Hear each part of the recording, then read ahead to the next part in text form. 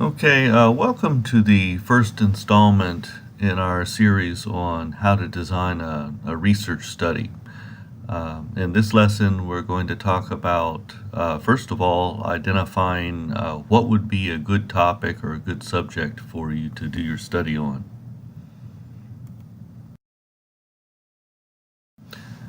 And my first advice to you is to make sure that the topic that you select is something you are really, really excited about.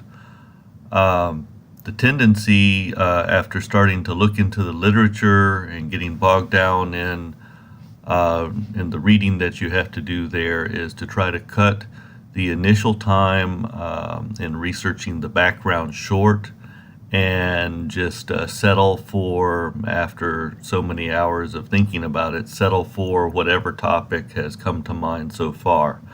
And I would ask that you don't limit yourself that way, because you're going to save yourself a little bit of time at the beginning by settling, but as you go through, you'll find that several steps of the research process are tedious.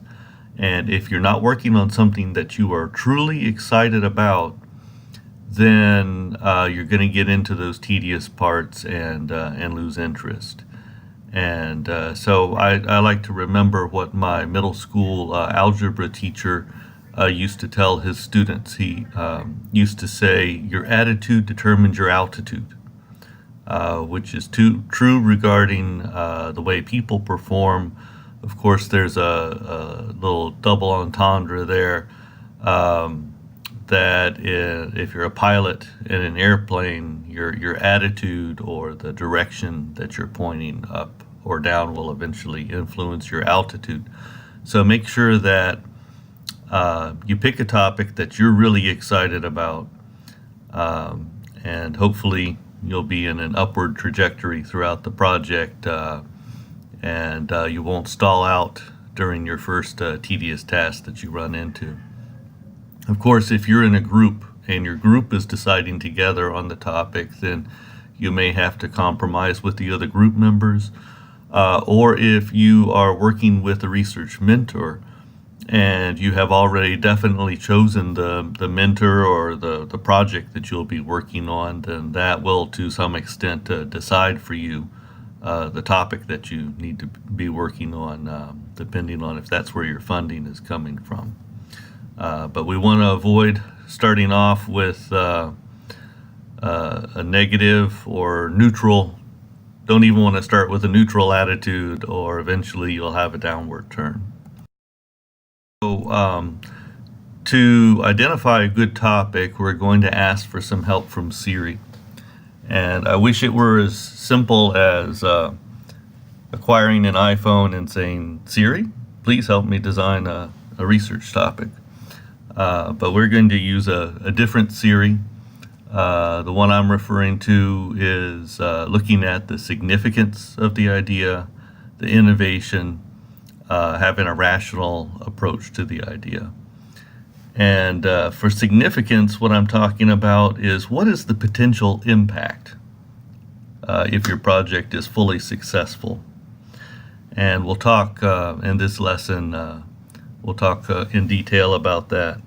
And then innovation is, if you are not maybe it's a new area that you're looking at, a brand new question that nobody has ever asked before. Probably not. If it's truly a significant problem that needs to be solved, somebody else has probably already tried to solve it.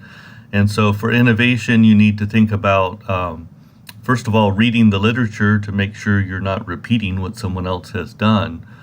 But how are you going to try to solve the problem in an innovative and different way? For the rational part of the idea, that's referring to properly stating the question in terms of hypotheses that can be tested and coming up with an appropriate protocol for conducting the study. And we'll talk more about that in later lessons. So, what makes a significant idea? How can we zero in on a topic that is likely to have a large potential impact on patients or practicing clinicians or our society.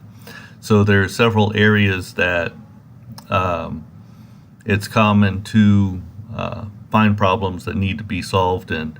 The first one would be you have a device or a material that doesn't perform well or doesn't perform as well as it could. So that may be one of the two most common areas to look at for a significant study. And so an example could be dental crown and bridge material that doesn't last very long. Maybe a bonding system that doesn't provide long-term bond strength to a patient's teeth, for example. Could be an impression material that doesn't accurately record the shape of the patient's teeth, or doesn't last very long for casting multiple casts in it afterwards. Whatever the performance measure that you want to improve on.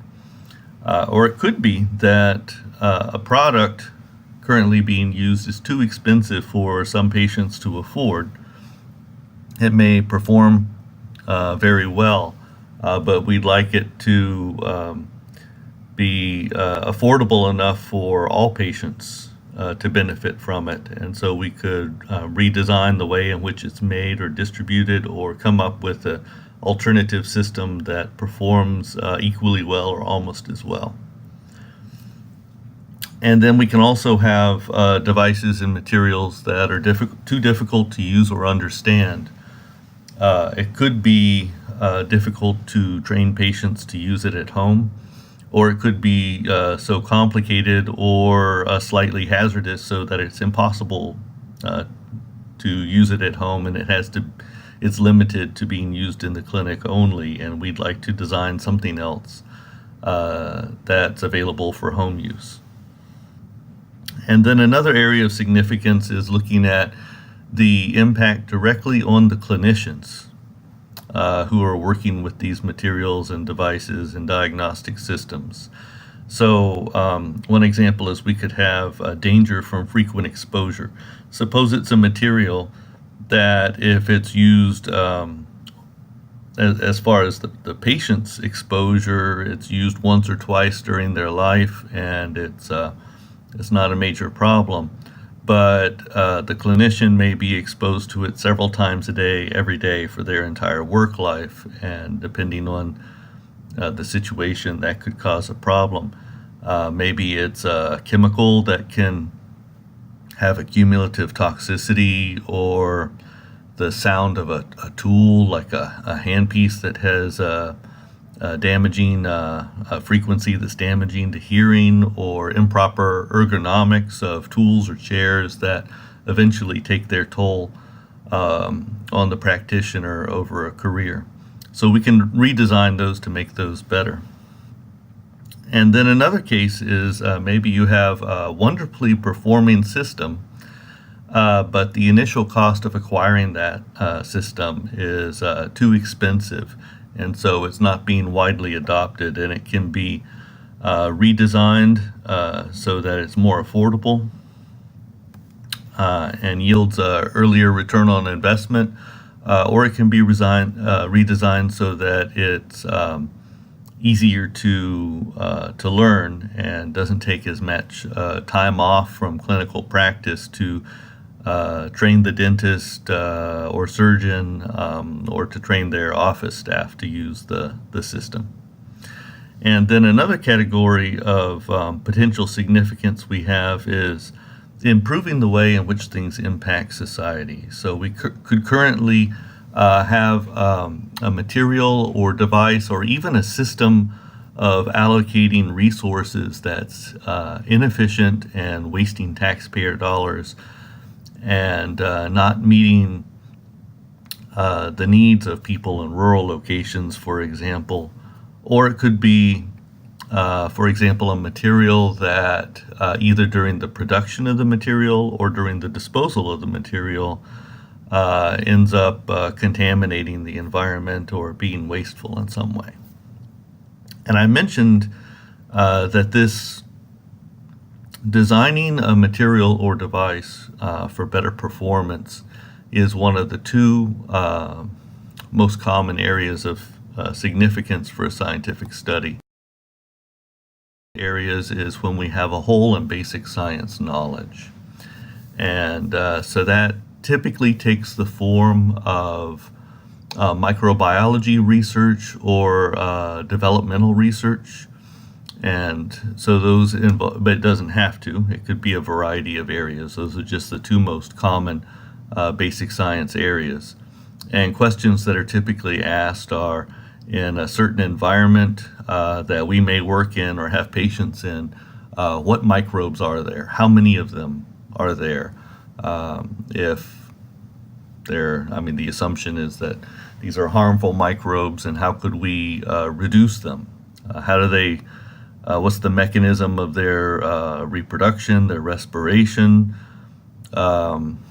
If they cause damage to the human body, what's the mechanism or chemical by which they cause that damage? How do they form a biofilm or resist eradication using our current methods? And so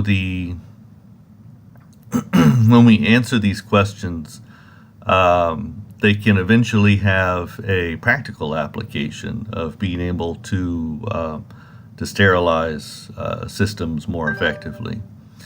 And then we have developmental questions, such as in normal growth and development, how does a certain organ develop? What is its composition, its microstructure, ultrastructure? In cases of irregular development, what causes that? An example could be cranial suture defects, where one side of the head, one side of the skull has a suture that seals itself early, and the other side doesn't and continues growing, and you end up with a patient who has one side of their face larger than the other one. I've seen studies asking questions like, what is the molecular scale signaling mechanism that causes that to happen or not happen? The fusing of the sutures, and why are these defects more common in certain geographical areas, and what things are in the environment that the people are exposed to in those areas. And then we can also ask questions about looking at other types of organisms than humans, and if we notice an organism that performs really well in some aspects where humans don't perform so well, looking at the structure of the well-performing organ and its development, and figuring out the differences between that and the human case, and what intervention we might eventually be able to develop from that to protect humans in the same way that another animal is protected. For example, if you have an animal with very little tooth decay, and analyzing where does that come from? Is it the composition of their saliva?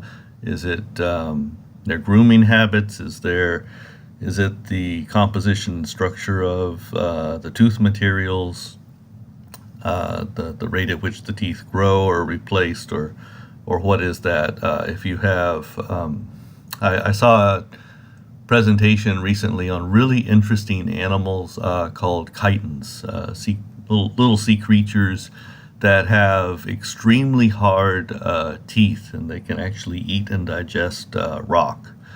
And so looking at the structure of those teeth and what makes them so resistant to wear. So these are some basic science questions that can fill holes in our knowledge base, and eventually can lead to future studies with practical, clinically applicable results. So we have several sources you can look at when you're trying to find current holes in our knowledge base or problems that need to be solved. And probably the two most important of those are the top two bullet points here. Scientific review articles. So you've already seen that every once in a while a researcher will go into all the recent articles in an area and write a review article summarizing those. You can go in to search database, search engine, and look for these review articles and read them, and they will tell you about what interventions have been attempted, what strategies failed, and why, and what aspects of the problem need to still be resolved. And most importantly, they can tell you, usually at the beginning of a review article, they will go over the current prevalence and severity or cost of a problem and help you decide whether that's an important problem that you could feel excited about working on solving. And then also the other important method is talking to currently practicing clinicians. There are a lot of surgeons and dentists out there who are dealing with frustrating situations, and they're busy. They don't have the time, all the time, to think about research or about collaborating with the research to solve their problems. But if you take the time to talk to them and find out what problems that need to be solved, and you have time to work on a research study, then you can help solve those problems that they've been silently suffering through. And we have other areas we can look. You can go to the National Institutes of Health. Each of those institutes has a long-range strategic plan that they publish. And in the strategic plan, they will tell you about the current problems that they consider the most important that they're trying to address. The link here happens to show the current strategic plan for the Dental Institute, the NIDCR. And you can go in and search what we call RFAs, or requests for applications, in grant application databases. And that will tell you about big problem areas that the government is currently focusing its financial resources on trying to get people to solve these problems. You can also look at a federal publication called Healthy People 2020. Depending on when you watch this video, it may have a different name. I used to have a Healthy People 2010 in my office, and now I have 2020, and in the future, I guess we'll have a 2030 published with the current problems and census health statistics, and a list of what problems that the government is trying to solve. Along the same lines, we have the U.S. Census Bureau.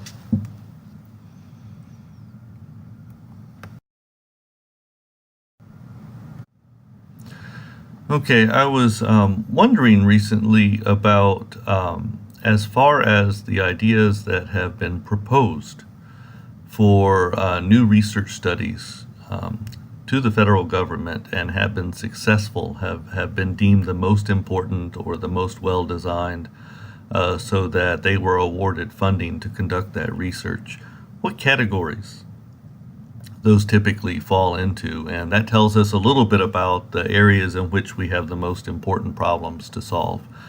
And so I went in to the NIH Reporter database and searched through and found all of the grants that were awarded by the Dental Institute, the National Institute of Dental and Craniofacial Research, in the year 2014.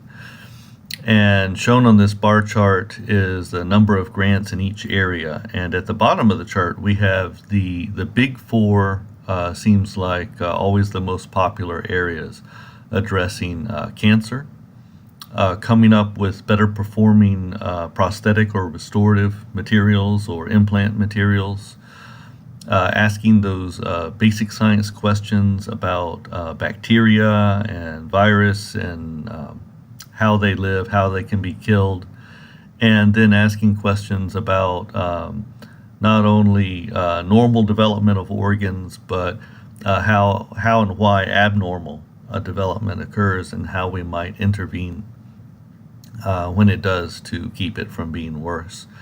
And so all of these have a fairly high popularity, And since this is just a 1 year sample, I wouldn't place too much importance on the difference, small difference between the heights of these bars here.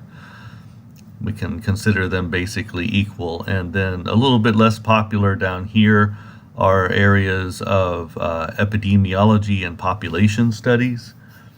In other words, what type of problems do patients have, and where are the people with those problems located? How do diseases get started and spread? How well are they treated, or how effectively are they treated, or not effectively according to access to health care? And then looking at the processes, the molecular processes involved in healing after an injury or after surgery. Developing new diagnostic tests. So this is an area where we saw very few new projects in 2014, but it's an area that I think is exciting and has a lot of potential. For example, when I was a student taking a course on how to design a research study, one of the tests that I looked at was the endoscopy necessary to diagnose stomach ulcers and an infection with Helicobacter pylori, sometimes called Campylobacter. And that a diagnostic test had been developed that instead of having the endoscopy, patient could take a breath urea test, and that would determine with a little bit less sensitivity and specificity whether they had that infection. But the test can, be much faster, require only one visit to the doctor, and be less expensive. So I think that's an interesting area, diagnostic testing. And then developing new surgical tools is an area that has not been funded much. Perhaps it hasn't been proposed much, but I think that there are probably a lot of practicing clinicians out there who would tell you about what they don't like about their current tools, and would welcome somebody helping them design better tools. And then looking at pain and what causes pain and what we can do to manage pain better. So I think it's important when you are trying to come up with your topic for the research study to not decide that you're going to attack one of these problems all by itself and all by yourself and solve it all in one study or even in one extended project. That is usually something that's accomplished over a long period of time. I've noticed that most diseases or problems that for which a effective intervention is developed, especially if it's developed through government funding, it will take a good 10 years for that to be fully developed and tested. And when we think about scientific discoveries, we think about these amazing revolutionary discoveries, but usually those happen by accident.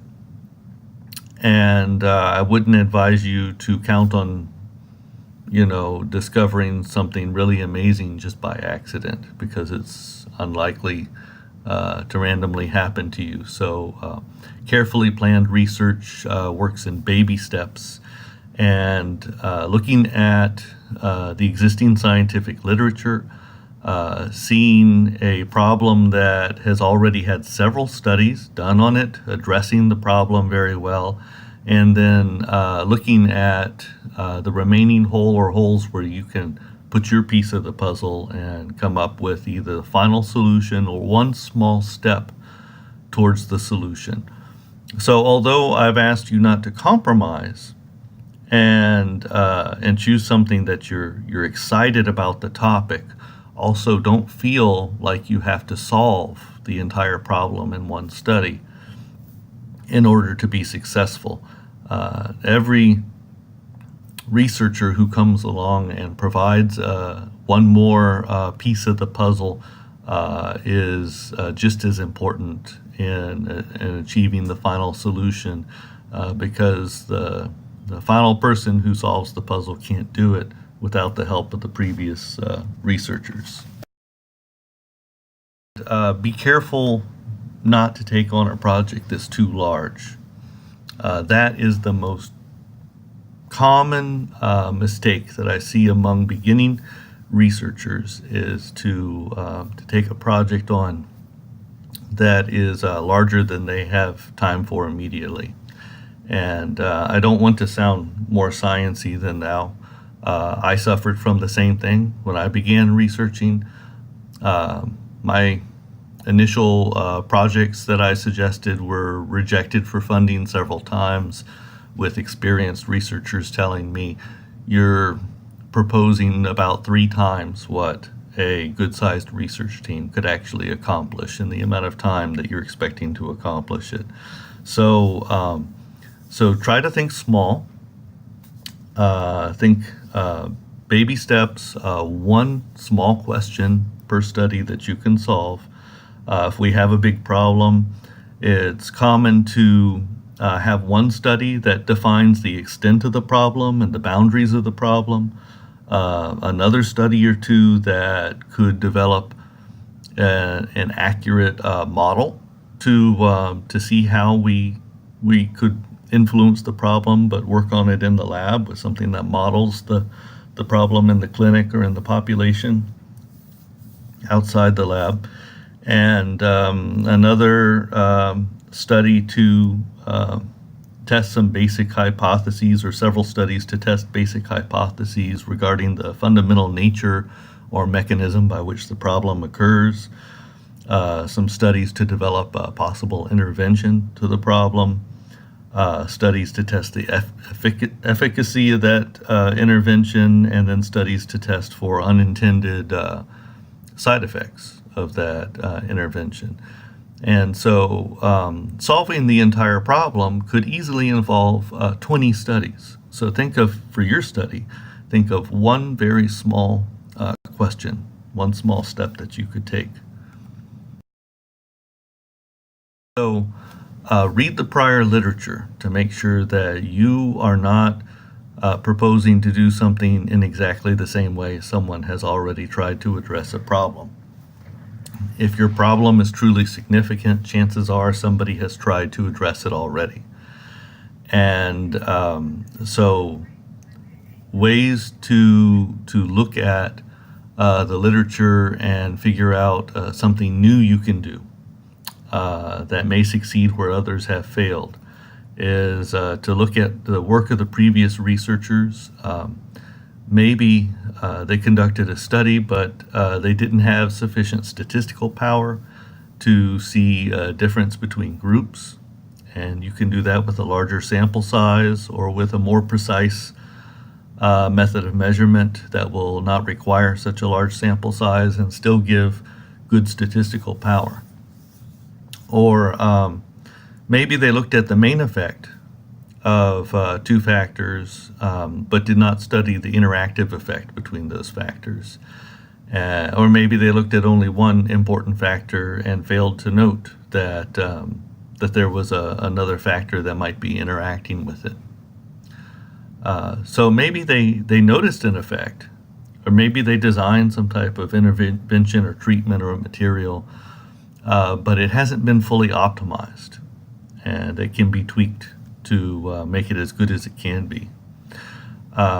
Or perhaps there were extraneous factors that were confounding the experimental factors, and the previous researchers failed to recognize those.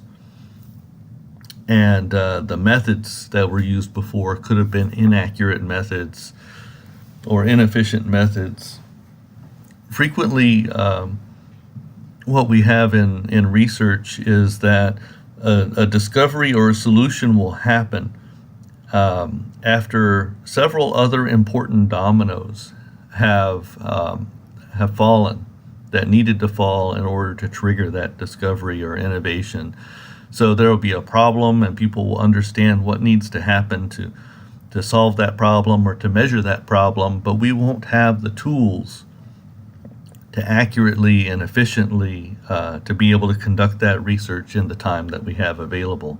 And then some technology will come along that will allow a design of the tool or a strategy that we didn't know about before, and then suddenly we will be able to study the problem that we've always wanted to study in the way that we need to do it.